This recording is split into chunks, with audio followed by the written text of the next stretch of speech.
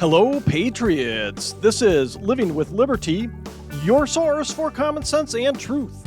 Bringing you insight from outside the mainstream, I am your host, Ryan. Today we are talking about the Bud Light boycott, Tucker Carlson, and Joe Biden thinking he owns your kids. Next on Living with Liberty.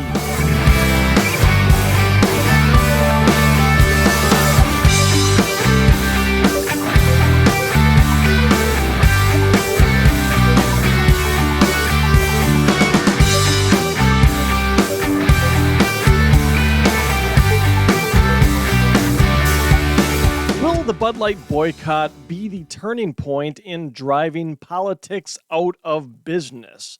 Well, to the certain extent that they're getting involved in cultural issues anyway.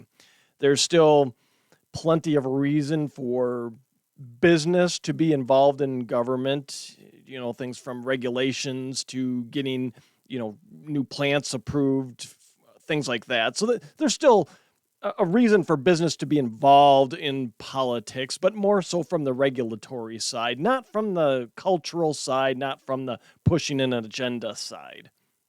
They just haven't learned their lesson yet. So will this be the turning point in getting corporations out of the cultural politics business?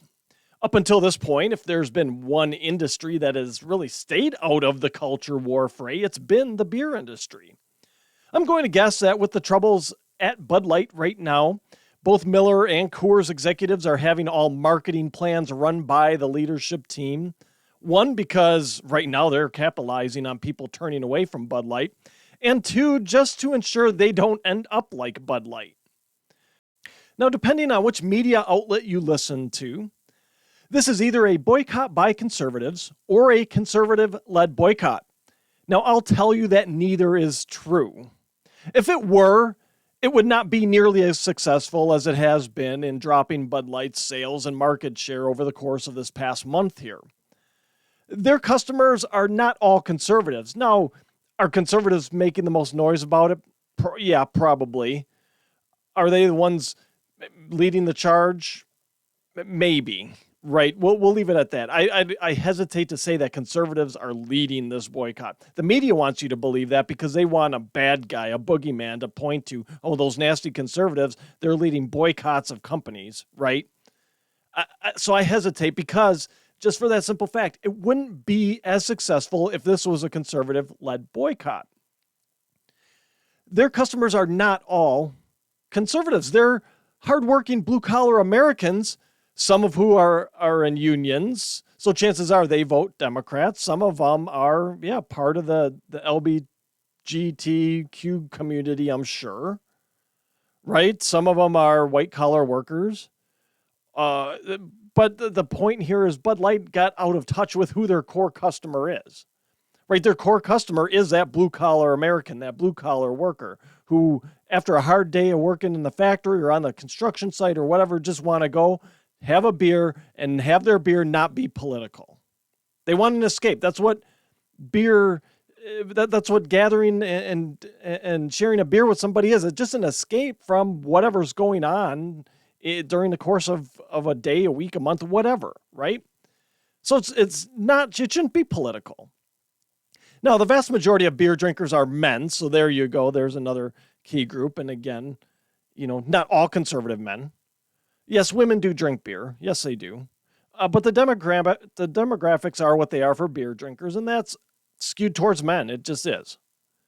A beer has always been apolitical. It's been one of those things that no matter what your politics are, you can sit down at your local watering hole and talk to the person next to you on whatever it is, weather, sports, cars, latest movie, whatever, and not get into politics at all. And their beer can be apolitical or their beer brand of choice be apolitical. A beer is something we can bond over as a society. Now, Bud Light's activist marketing flunky obviously didn't read the demographics info on who Bud Light consumers are. Or maybe she did and she thought, I guess, it was time for a change, which I guess she did state that, right? She said, we got to move beer away from being the frat boy, blah, blah, blah, whatever. Who do you think drinks beer, lady? Who do you think's drinking the beer? Right? And what are the commercials for beer? They're they're filled with women a lot of times. Well, but Budweiser has a Clydesdales and whatever. They'll have some of those. You remember back the frogs, right? I mean, but I'll give this. Budweiser has had a great marketing team. That's why I firmly believe that they are the top of the beer heap. When it comes to call it mass-produced beer. It's not because their product's good. Their product, if you ask me, is absolute garbage. It's horrible beer. But at the end of the day, the marketing, the red, white, and blue cans, the Clydesdales, I mean, images of America, right? That's why people drink Budweiser. They choke it down for that simple fact is it's a good old American beer, right? So she didn't read the demographics on what Bud Light customers and consumers were and what they wanted and what they expected out of their beer. She just wanted to be an activist.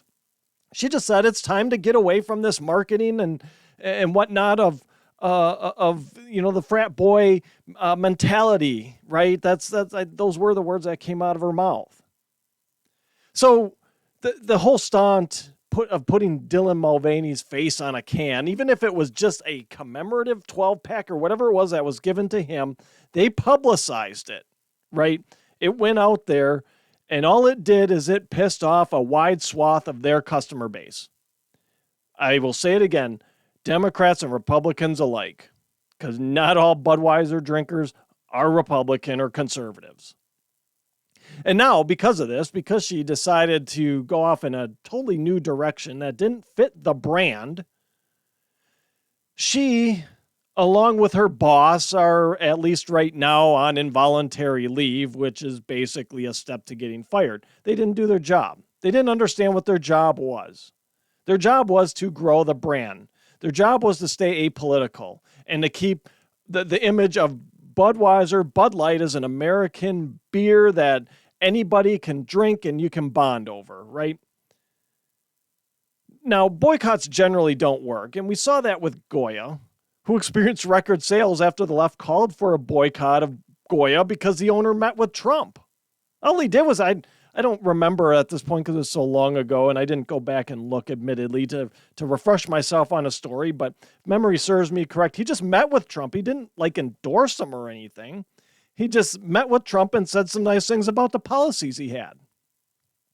But because boycotts generally don't work, and they don't work because you have to have multiple groups come together in a concerted way to be able to put the pressure on a company. The Goya experienced record sales. People did the opposite. They did the complete opposite. They said, this looks like a good American company. Let's go support it, because obviously the left wants to tear it down because all the CEO did was had the crime of going and meeting with Donald Trump. So that's why they don't work. But in this case, it has had an effect on Bud Light because you have multiple groups coming together. You have people of all political persuasions coming together and saying, enough is enough, keep the politics out of our beer. Now, is Anheuser-Busch going to be okay after this? Yes, it's a huge conglomerate with many brands under its control. It's part of AB InBev, big Belgian conglomerate. They're going to be just fine, right? It's not going to, at the end of the day, it's not going to take the company down and bankrupt it. At that macro level, Anheuser-Busch will be fine as a company, but this Bud Light boycott really hurt the bottom line, and it's gotten the attention of the leadership of the company, which is the intention of it, right? Something happened here. Bud Light did something their consumers didn't want or didn't like. They responded, and it hurt the bottom line. In order to make some changes with these companies, you have to hurt the bottom line, and that's what happened here. Now, how bad exactly has it gotten for Bud Light? I mean, they've seen quite a decline in sales. So the latest sales data from Nielsen IQ and Bump Williams Consulting shows that Bud Light sales fell 17% in dollars, while volume dropped a whopping 21% in the week that ended April 15th. Bud Light was down almost 35% in volume in the restaurant sector over the first half of April. Those are some huge numbers. You think about the volume Bud Light does across everything. It was like I believe it was the number one light beer in America, right? So they do huge numbers. Those percentages are huge. when you bump them up against the numbers and volume and sales that Bud Light did. I mean, it had an effect. And those huge numbers aren't only being driven by a conservative boycott. They just aren't. You don't get those kinds of numbers just by conservatives boycotting something. You just don't. So again, I'll go back to my first point that this is not solely a conservative-led or conservative-only boycott. You don't get this kind of traction and impact to a company's bottom line by it just being one group. You don't. It doesn't happen. Now, even funnier is that there are those out there that are trying to brush this off as if Bud Light will instantly get those consumers back. Oh, it's just a phase, right? I mean, April's been terrible for Bud Light. It just has. I don't have the latest numbers. We're at the end of April now. But it's been, each week has gotten progressively worse for the company in terms of their sales and volume out the door. Maybe Bud Light will talk to the NFL about how this works when you piss off your fan base. Is the NFL just fine? Yes. It took them 4 years or so after the Kaepernick kneeling incident to get back the same viewership they had prior to Kaepernick drawing attention to himself, rather something other than his crappy quarterback play. It took them 4 years to get back, and then they ruined it all again with nonsense that just seems to continue on to this day, from the George Floyd incident on. There's still something like 7 to 10% of people who were fans that will never go back, and that's, I think, probably a little bit low at this point.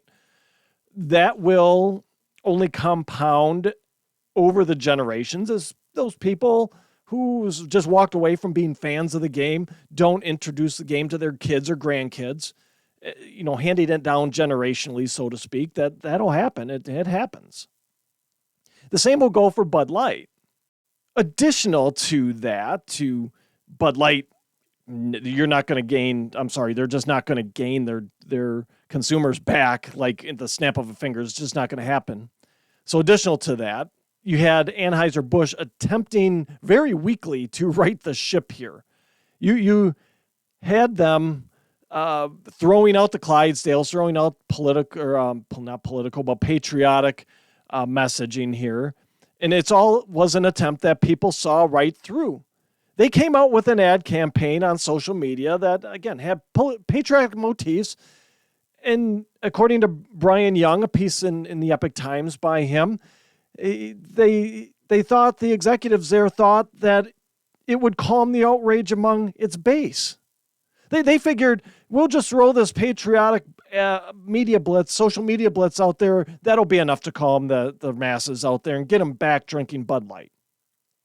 Now, this tells you what these executives think of you, that they can just flash some red, white, and blue, and Bud Light drinkers will flock back, maybe even Budweiser. I know there's been a lot of people that just said, I'm done with Anheuser-Busch, period.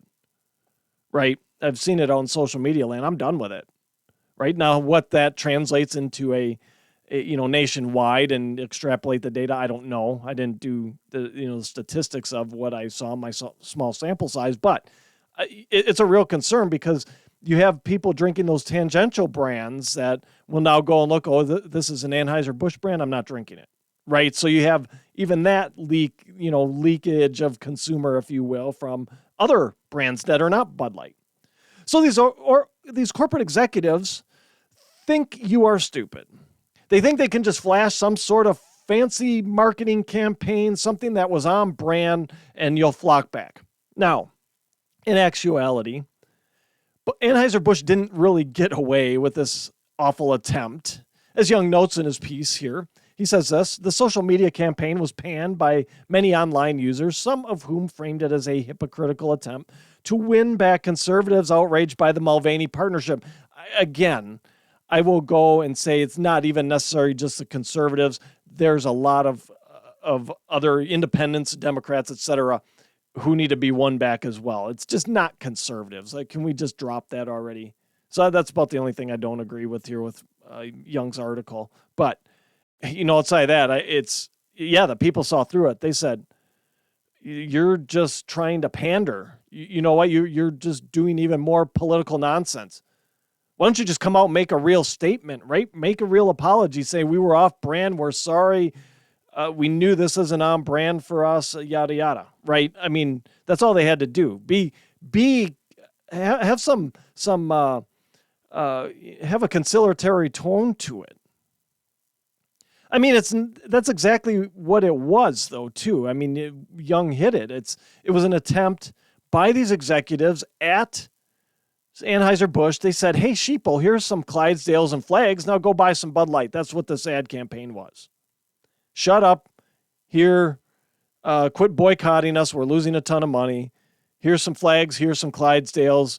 America, fireworks, dilly dilly. Now go buy the Bud Light. It's what they did. People see right through that sort of thing. Now, in the end, will Bud Light sales tick back up? Yeah, they probably will. It's inevitable, right? Over time, people forget about it. They won't be mad anymore, which is fine, whatever, right? But the damage has already been done. The message has been sent, and the damage has been done. Unfortunately, though, it doesn't seem to have sunk in at other companies yet. They haven't learned from Coke. They haven't learned from Disney. They haven't learned now from Bud Light, because Maybelline has apparently picked up a partnership with Dylan Mulvaney. So this could get really interesting. We'll see what happens here. Now you have a company that caters exclusively to women, that encourages women to be women, now hitching their wagon to a man to promote their product. What is this? What kind of clown world are these companies living in? What kind of stupidity, or I should say, how much more stupid can they be? Okay, well, Bud Light got skewered for Dylan Mulvaney, so here comes Maybelline. Let's hitch our wagon to him, too, and see what happens. Probably the same thing, because as we're seeing now, women are getting more and more vocal and upset about men, biological men. I don't call yourself whatever you want, but a biological man encroaching upon their space. Now, time will tell on this one. It's early. I just picked that story up and just saw something briefly. I didn't dig into it.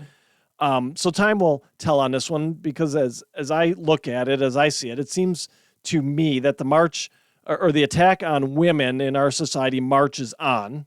And I think it's only going to get, women are only going to get more and more vocal, and they're going to start boycotting companies like Maybelline and say, look, hey, this is, we're women, right? Let's kind of keep the makeup thing to women here and enhancing and empowering women, whatever you want to call it. Why are you bringing in this Dylan Mulvaney to pimp cosmetics, right? And at that, a caricature of a woman at that, right? I think what he does is, and to me, women make your own choice, but I think what he does is actually quite offensive to women. I think that's really not how women are at all. It makes them seem shallow and dumb, and that's not how women are at all. But women make your own choice on Dylan Mulvaney, how he portrays women. But to me, he's an absolute clown. Subscriptions are one of the big ways podcasts get discovered. So if you could, please do me a favor, pause whatever platform you are listening on or viewing on and hit that subscribe button. It will give you an alert whenever a new Living with Liberty is published. And the subscriptions help us get into the recommendations so others can find the show.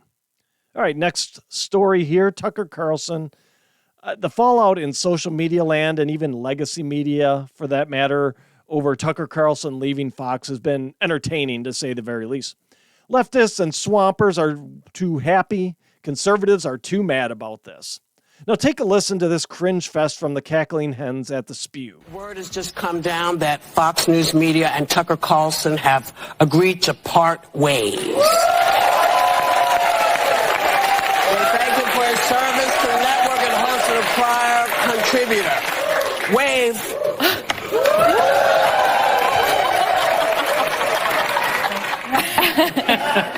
Come on, folks. Na, na, na, na. Na, na, na, na.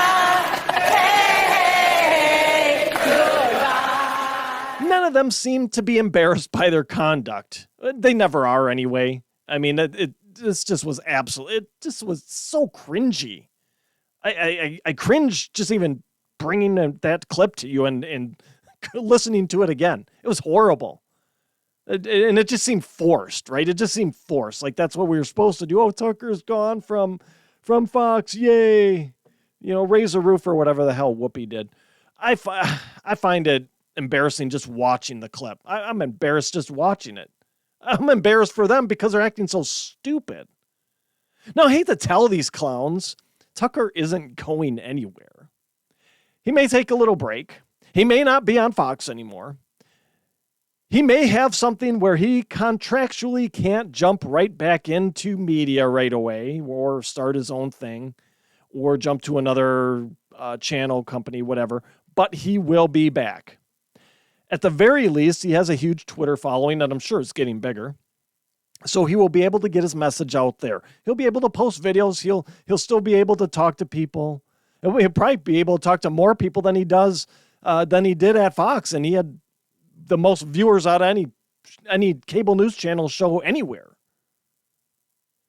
He's going to have offers from other outlets. There's been rumors already of OAN, I think, jumping in. So there's already, the rumors are out there of Tucker Carlson having offers from other outlets. And he's going to have a ready-made audience no matter what he ends up doing, whether he goes to OAN, whether a Newsmax jumps into the fray, whether there's something else out there. Whether he starts his own channel, who knows? But he's going to have a ready-made audience. And look, you have on the other side of the spectrum here, so that's the happy side and kind of talking down the happy side. Tucker Carlson ain't going anywhere. So save your cringy celebrations. He'll be back. Just like, Arnold wasn't a Terminator. I'll be back. Just the celebration on that side is, go ahead. And I can't wait for the meltdown when Tucker comes back and he's got double or triple the amount of viewers he had on Fox with whatever he's doing now. Or whatever he decides, to say now, but whatever he decides to do in the future. I will laugh. And I'll take great joy in it because we'll have all these clips of these people acting so stupid, like they had just won the lottery because Tucker Carlson left Fox. Whoopi and her raising the roof and all the hens on the View doing the same thing and the crowd cheering, or they hit the applause button and put it on the soundtrack. Who knows? But anyway, we got the other side of the spectrum here. And we've got the other side of the spectrum is conservatives who are swearing off Fox News. Fine, do it. I don't care. They'll continue to roll on just fine, too, like we just talked about Bud Light and Anheuser-Busch. There's no reason to be mad about it. Honestly, there's no reason to post every day on your social media account. I'm done with Fox News. Now, full disclosure, Tucker was the only reason I would tune into anything on Fox News. Now I won't be either, so there you go. But this is the only time you'll hear me mention that. You won't see me post it on my social media. Yeah, I won't be blasting it out there every day for the next month that I'm done with Fox News. Oh, they fired Tucker. How could they? How dare they? Insert Greta meme here. How dare they? How dare you, Fox News, that you fire Tucker? You won't see me do that. Why? Because I don't care, right? Who cares? It's a news channel. People come and go off of news channels all the time. To just turn Fox News off then. We'll see it in the numbers. You don't have to tell us about it. You don't have to be mad about it. There's a lot more things more worthy of our anger in this world than Tucker being let go from Fox News. I can think of 3 things off the top of my head. The Ukraine conflict we don't belong in. Inflation and the line that continues to come from the Biden administration are 3 things off the top of my head that we should be more angry about and more focused on than who's leaving Fox News. Now, we get it. Fox News they let Tucker go. You're mad. Move on. Who cares? Right? Nobody wants to sort through your 7,493 memes about how Fox News sucks and how you're not going to watch it anymore. We just don't. We don't care. It doesn't matter. On the grand scheme of things that matter, from top to bottom, this would be near the bottom. This would be a notch above, number infinity on that list. Who cares? You know what? And really, I'll say this. I really hate social media sometimes. A lot of times, I should say. Just for this reason alone. Because now you got to wade through all these memes and people posting about how they're done with Fox News. Whatever. Can we just do things silently? Can't we just do things silently anymore and let our actions speak instead of having to blast our opinions out on social media and what we're doing or not doing? I mean, honestly, we would see it in the numbers. If you turned off Fox News and you didn't watch it anymore, the numbers would decline. And you know what? I don't care. Your neighbor doesn't care. Who cares if you watch Fox News or not? Nobody.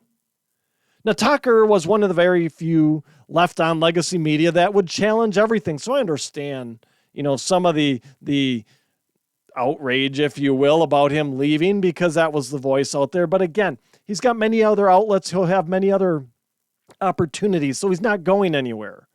He'll put whatever he wants out on his Twitter. Follow his Twitter if you want. He was one of the few that challenged everything, and it didn't matter if they were a Republican or Democrat. Republicans and Democrats, especially swampy Republicans, hated him. He called everything out. He called it out. Now, whether he was telling us the story or a story, he's in the media. Let's be honest. Tucker Carlson was still in the media. He told you a story as he saw it. It was up to you to decide, is everything true or do I need to go and verify? And I've called out on this show a couple of occasions where I've disagreed with him, where I thought he was wrong and brought the proof of why I thought he was wrong. That's what we need to do. You have to realize Tucker Carlson is still a media personality. He's still going to tell you a story, not the story. Partially because there's not time to tell the story in the segments that they do on TV. That's part of it. The other part of it is he's trying to be an influencer. Let's be honest here. Now, we have some of the rumors out there. Let's address that. Some of the rumors out there of where Tucker Carlson will end up. Like I mentioned before, OAN, Newsmax, maybe he starts his own thing, but there's some of the rumors out there that he's lining up a run for president. And I even saw this ridiculous tweet about how this lines him up to be Trump's running mate, which if you've been following the Dominion settlement story, you know that Carlson really isn't a big fan of Donald Trump. So that's all just Twitter clickbait. There again, people trying to get eyeballs and be an influencer on the Dirty Bird and other social media. Who cares? If he does, I'll be surprised. I don't think Tucker Carlson wants any part of that swamp. I really don't. I don't think that's his best place to be. I don't think that's his best, most effective role in the political realm. I really don't. Tucker Carlson in office, I don't think is his best, most effective role. I think his best role is being a thorn in the side of permanent Washington, calling out the Uniparty for their BS, embarrassing so-called Republicans when they do a 180 on their supposed values, on conservative values, which they espouse to uphold. I mean, he's had Asa Hutchinson on how many times on his show and made him look foolish, the former governor of Arkansas, who I think now is talking about running for president. Good luck, Asa Hutchinson. The swamp hates him because he calls attention to what they are doing. They want to distract us from what they are really doing. And he calls them out on it. He brings it to our attention. And I'm sure it gets people, when he does that, it gets people calling and emailing their reps and asking questions and demanding answers and saying, don't do this, don't vote for this, and quit being a corrupt piece of crap.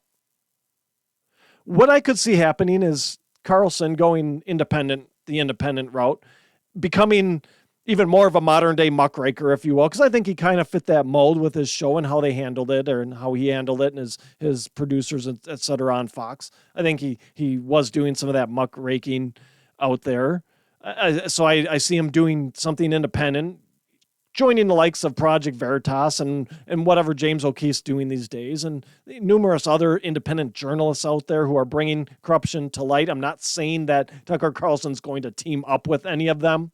I think he does this on his own. I think he's got connections. He's got his own producers, etc. He'll have no problem getting advertisements, whatever, right, to fund the operation. Donations, however it looks like for him. I'm not saying he's got to team up. He's not, I don't think, going to team up with a Project Veritas or James O'Keefe or any of the other independents out there. But I think he gets into that game with them, and it becomes that much of a stronger movement in terms of of driving the corruption out of our media, of holding our media to account, for one, of how awful they are that they lie to us, and two, governmental officials.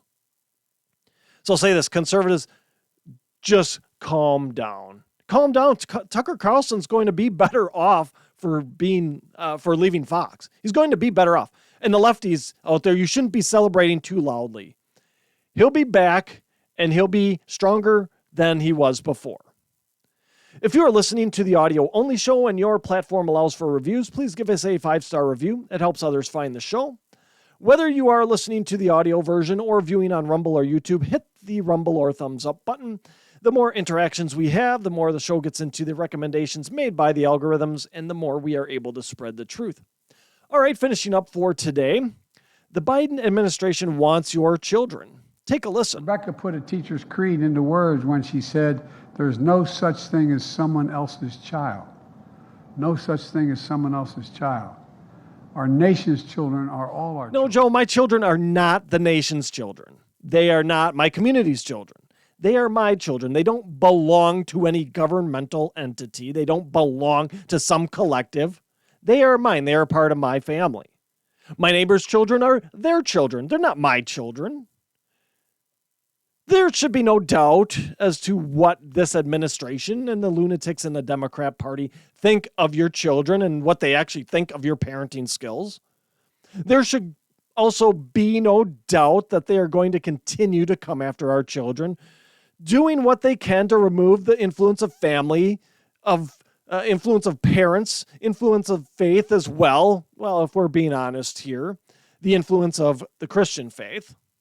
They believe they have a right to remove you, their parent, as the authority figure in your child's life. They believe that you should not be able to direct your child's education, that you should have no say in how they're being educated in government schools. So they believe they have the right to remove you as the authority figure in your child's life if you don't uphold their approved value set. This is one of those moments that Republicans need to loop over and over during the 2024 campaign, whether it be for House of Representatives, State House, State Assemblies, House of Representatives in Washington, Senate, President, whatever. Republicans should be looping this over and over because this is what the Democrat Party thinks of your children. They think your children belong to the state. Remind people that the resident and his commie buddies in the Democrat Party think they own your children. What needs to happen is people need to be reminded that this Democrat Party thinks it owns you. And everything that you own is also owned by the state. That's what they think. They tried to own you, your body, by forcing you to take a shot in order to participate in society. They think they own you by trying to take away your gas stoves, and now they think they own your children. I don't think it's anything new. I think this is just coming out to light again because they think they can get away with this stuff, this rhetoric. They know that in the end, to get to the goal of a global tyranny, they need to indoctrinate the children. They need to get them thinking and repeating at a young age the language of sheeple, the singular mindset. That's what they need to have in our kids. They can't have kids thinking for themselves. They have to teach them what to think, not how to think. The schools have been exposed as one of the conduits to achieve this. We saw during COVID, right? The schools went online and parents finally saw what actually goes on in their classroom and they got mad about it and started this movement. And now you have Biden here who is merely reinforcing the message that the children really aren't your children as parents. They belong to us, the state. That's what Biden's doing here. He's trying to bring that narrative back to that because parents have been upset for 3 years now, let's call it, since COVID, since they saw what actually has been going on in a classroom. And it's eroding the hold that the government schools have on children's minds. This administration has messed up with everything it's touched. And it has messed with everything that you don't want to mess with if you want to keep a voting population on your side. They've messed with our money through inflation and higher taxes. They messed with our freedom of choice by COVID lockdowns, by threatening to take away gas stoves. And they messed with our children. Republicans have a message already built to go after the Democrats in 2024. Biden gives them material every day. They have a built-in message of giving the people something to vote for, as opposed to voting against something because it's supposedly bad. Right? Republicans, if they stand for freedom and liberty, it's already built into the message because Biden has obviously been the opposite of that. The children are yours. The freedom of choice is yours. You want a gas stove, have a gas stove. You don't want an electric car, don't have an electric car. We're not going to jam it down your throat.